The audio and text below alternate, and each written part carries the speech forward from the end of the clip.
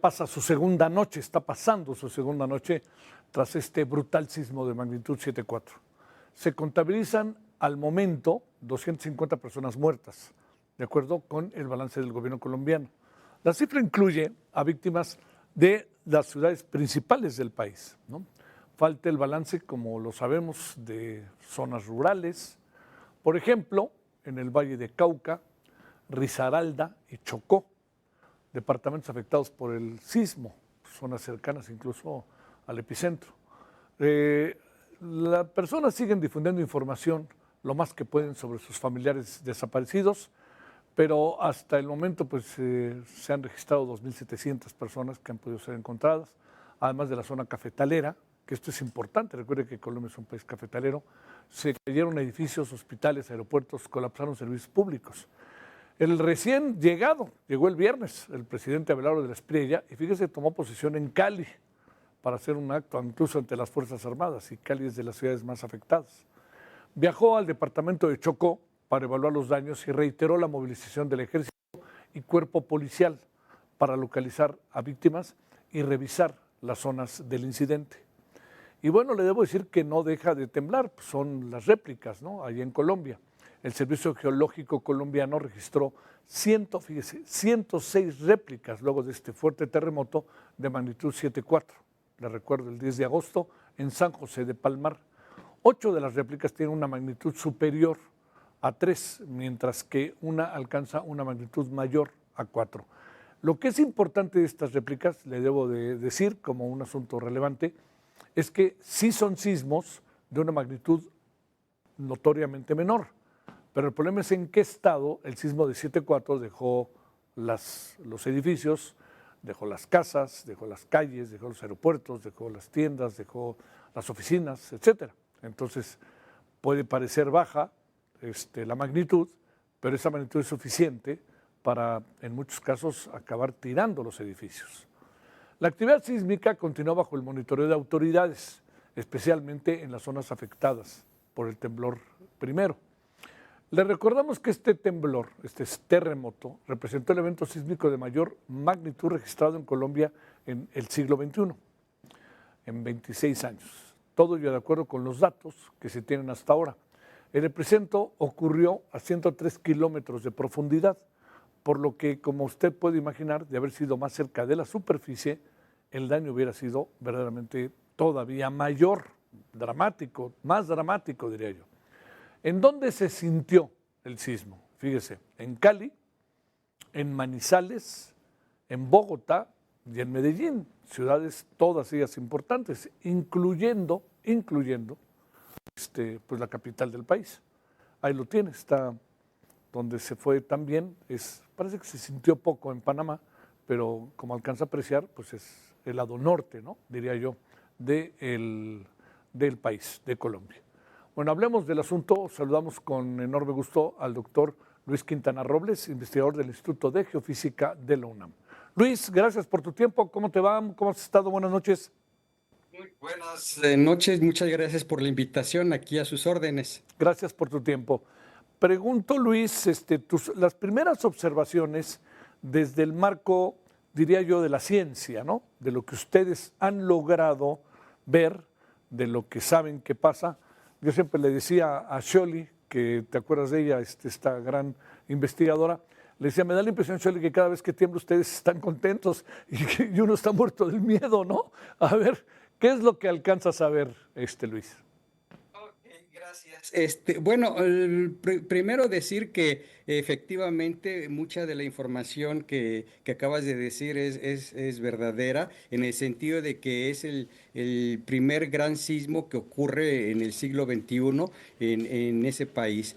En segundo lugar, decir que es un sismo asociado a interacción, como siempre, de placas tectónicas, en este caso la interacción de una placa oceánica que se llama placa de Nazca en Sudamérica, que subduce o se sumerge por abajo de la placa de Sudamérica.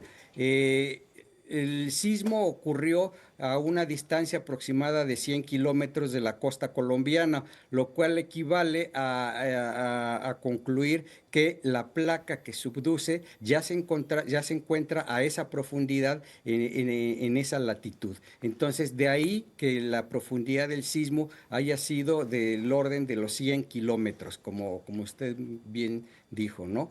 Y por otro lado, sí mencionar que es un sismo, por ser un sismo profundo, el área que abarcaron los daños es significativamente mayor que el área que hubiera abarcado si el sismo hubiera sido de una profundidad menor. Es el equivalente a que si se tiene un foco Sí. alumbrando desde abajo una tabla de madera, si el foco está más cerca de la tabla, pues alumbra un área más pequeña que si el foco está más abajo. Entonces, esa es la razón principal por la cual el área de daños catastróficos es mucho más extendida que si el sismo hubiera sido más superficial. Oye, Luis, ¿tienen alerta sísmica en Colombia? No, tengo entendido que no hay hasta el momento alerta sísmica en Colombia. Sí existe un sistema de protección civil, pero lamentablemente no existe la alerta sísmica. De cualquier manera, el sismo, al ocurrir dentro del continente, al ocurrir tierra adentro, no hubiera dado mucho tiempo de prevención a las ciudades más afectadas. O sea, si el sismo hubiera ocurrido en las costas, probablemente en caso de que hubiera una alerta sísmica, sí hubiera dado tiempo, pero lamentablemente, como en el caso del sismo del 19 de septiembre de 2017 aquí en México, pues casi la alerta sísmica funcionó de muy poco, ¿no? Sobre todo para la Ciudad de México. Sí, acabó sonando casi al tiempo que estaba el temblor, ¿no? Porque el Exactamente, sí. epicentro estaba en Puebla, Morelos, por ahí, ¿no? Sí, en los límites Puebla-Morelos. Sí. Entonces, al estar muy cerca de las poblaciones, pues en realidad la alerta sísmica deja de ser funcional. ¿Qué posible, digamos, lo que se vivió en Venezuela fue que fueron dos temblores casi al mismo tiempo? No fue una réplica, sino fueron dos temblores paralelos. ¿Qué posibilidad hay de que en esa zona pueda volver a temblar? O que más bien estemos en este momento en un asunto de réplicas como las más de 160 que ya van. Bueno, el fenómeno de multiplicidad en el caso de Venezuela, del doblete Sí. sísmico, es un fenómeno que, si bien es muy poco frecuente, no es extraordinario. Sin embargo, como digo, este fenómeno de dobletes sísmicos se presenta muy poco y digamos que podemos decir que se podría presentar otro sismo en Colombia. Sin embargo, dada su profundidad, es muy poco probable. En el caso de Venezuela, como los dos sismos fueron a profundidades muy someras, muy superficiales, las facilidades para que se dieran las condiciones del doblete ocurrieron. En el caso de los sismos, en este caso de subducción como el de Colombia, es menos probable, aunque no imposible. Ujú, claro, lo entiendo muy bien. Eh, ¿Qué observaciones sacan desde la perspectiva científica, Luis? ¿Qué alcanzan a ver de este fenómeno? Y además lo que nos viene a confirmar, pues que América es una zona sísmica, ¿no? Por supuesto. Bueno, la principal, digamos, respuesta que se tiene, la principal observación es el tipo de ruptura que ocurrió en el caso de este sismo. Es una ruptura un poco sui generis, es una ruptura tipo falla de San Andrés, como si fuera un deslizamiento horizontal de dos bloques, siendo que es una zona de subducción. Entonces, lo que nos está indicando aquí las observaciones, de acuerdo al mecanismo de ruptura, es que la placa oceánica sufre una torsión a esas profundidades, fenómeno que no se había observado anteriormente y que se manifiesta ahora definitivamente con este sismo. Entonces, ese es, digamos, desde el punto de vista científico, uno de los principales hallazgos. El otro es la gran cantidad de daños que como se ve ahí en la pantalla, sufrieron varias ciudades de Colombia. ¿Eso qué implica? Que las intensidades estuvieron, digamos, fueron muy altas en una amplia zona. Ese es, digamos, otro hallazgo que vale la pena investigar más a fondo, es decir, cuál es la causa de la gran intensidad sentida en esas ciudades. Pueden ser varias, ¿no? Algunas de ellas son pues el tipo de suelo en el que se encuentran las ciudades. Hay que recordar que prácticamente las ondas sísmicas surgieron de Sí. abajo de las ciudades, dado la profundidad del sismo. Y entonces vale la pena investigar la gran cantidad de daños. Y en segundo lugar, bueno, pues yo creo que aquí la lección que hay que tomar es saber si esas construcciones que colapsaron estaban, digamos, bien hechas, entre comillas. Es decir, no se tenía antecedente de un sismo de esta magnitud en esa parte de Colombia. Entonces, habría que revisar el código de construcciones en esas ciudades para saber efectivamente si cumplían con las normas de este código y si no, habría que cambiarlo. Sí, es que son preguntas incómodas más en este momento, ¿no, Luis? Porque al final, pues tienes que acabar preguntándote qué tipo de construcción son las que habían desarrollado, porque algunas, por ejemplo, la catedral, yo supongo que es una catedral vieja que se creó bajo otras condiciones, pero digamos, siendo Colombia un país sísmico era para pensarlo, ¿no? Claro, aquí digamos, la gran incógnita es, bueno, nunca se había presentado un sismo de este tamaño, es decir, nunca habían sido probadas las construcciones para sacudidas de esta magnitud. Entonces, yo creo que esta es una de las principales lecciones que se deben de tomar desde el punto de vista gubernamental, es decir, hacer una revisión seria del nivel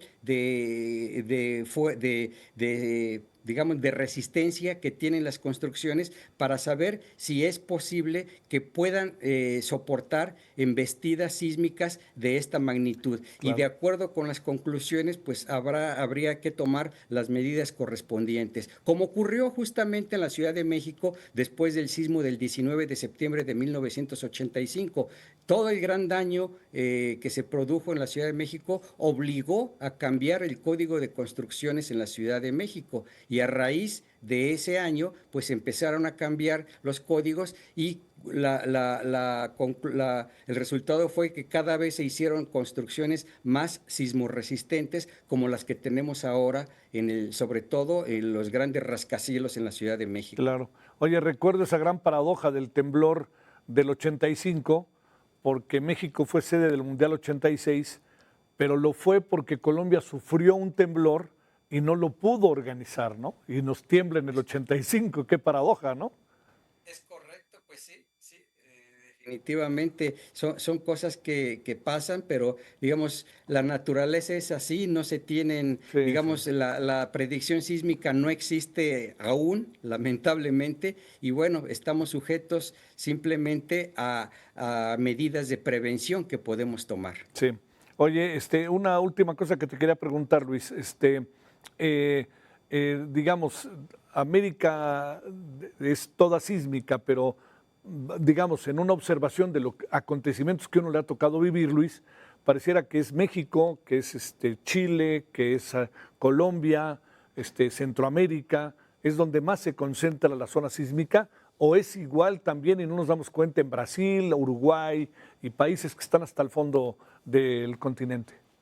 No, no, no. Sí, sí, sí, hay mucha razón en ello. En realidad, los países donde se producen los sismos más potentes van desde México hasta Chile, del lado del continente americano, del lado del continente asiático, por supuesto, Japón, Filipinas, toda la parte, digamos, oriente de la margen de Asia, ¿no? Sí, ¿Eso por qué? Justamente porque es en esta zona que se le llama comúnmente como el cinturón de fuego del Pacífico, claro. es donde existen las condiciones, digamos, tectónicas para que se produzcan este tipo de sismos. ¿Cuáles son esas condiciones? El que una placa marina se sumerja por abajo de una placa continental, y esos son los mecanismos que son propensos a producir los sismos más grandes, de mayor magnitud y más devastadores. Claro. Entonces, no es una casualidad. Lamentablemente,